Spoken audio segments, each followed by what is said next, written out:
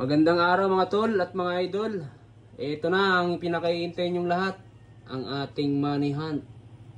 Siyempre, kayong mga money hunter, abangan nyo na si Mix Vlog.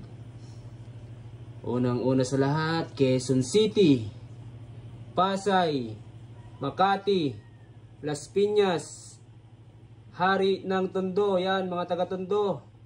Sa mga solid supporters natin dyan, shout out po sa inyo lahat. Mga taga Rizal, Pasig, Parañaque, Cavite, Valenzuela. Ayan, hindi ko na kayo maisa-isa, mga solid supporters natin dyan. Siyempre, itong ating money hunt na to is aabot na po siya ng hanggang money hunt part 37 dahil 10 bote po ito.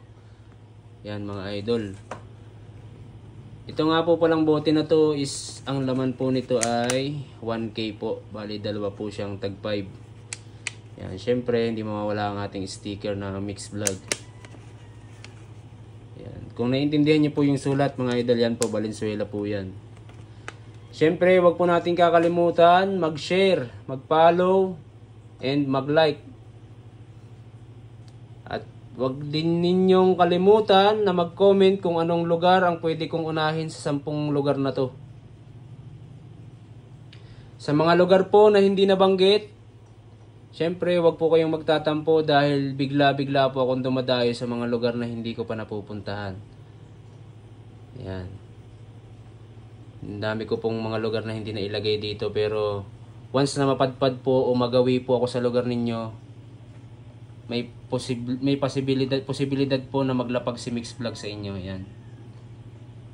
Yun lang. Ang gagawin nyo lang, kung sino ang unang pinakamaraming comment dito sa mga napiling lugar na to, sa 10 ito, Pasay, QC, Makati, Las Piñas, Tondo, Rizal, Pasig, Parañaque, Cavite, Valenzuela.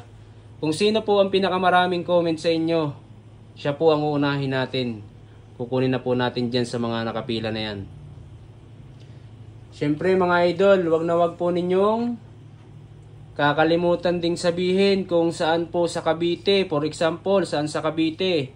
Para meron din po akong idea kasi yung iba po kasing lugar na paglapagan ko na. Kaya hindi ko na po ulit-ulitin pa. Pero kung sakaling yun po yung pinakamarami na kinoment ninyo sa mga taga Cavite, halimbawa Imus Cavite, halimbawa Naik, kung sakaling may mapili po ako doon, doon po ako pupunta. Yan. Yan lang ha mga idol, i-comment nyo kung saan ang lugar na mauuna dyan sa mga nakapila na yan. Yan, kaya ang gagawin nyo mga idol, syempre mention nyo na yung mga tatay, nanay, lolo, lola, ate, kuya, ninong, ninang. Siyempre yung mga kabit nyo, i-mention nyo na, baka sila na ang makakatanggap nito. Yun lang. Maraming salamat mga idol. Abangan nyo po ang ating paglapag ng Money Hunt Part 28. Salamat po.